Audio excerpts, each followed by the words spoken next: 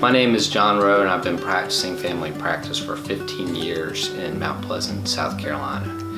After falling in love with family practice, I looked around. My father and his partner had created a family medicine practice in 1970 in Mount Pleasant, and I decided to join there.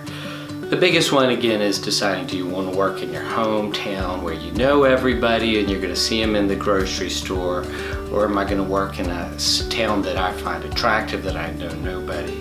That was probably my biggest challenge. Other than the decision to work with family or not, there were other opportunities in town.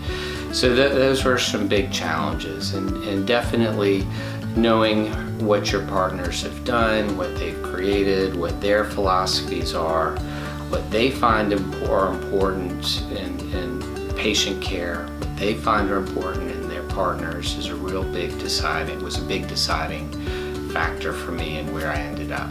You know, talking to my fellow residents and other docs in the area just about their experiences, what had worked for them, what they'd been told by other practices, where they went on interviews, and just sort of understanding the landscape of family practice at that time.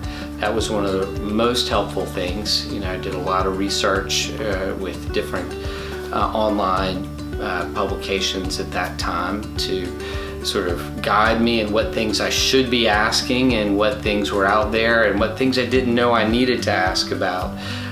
Because when you're in residency, you have this one experience, and then you go into private practice, and depending on who owns the practice, how old the practice is, what's the commitment to that practice location, those things are things you don't really think about as a resident.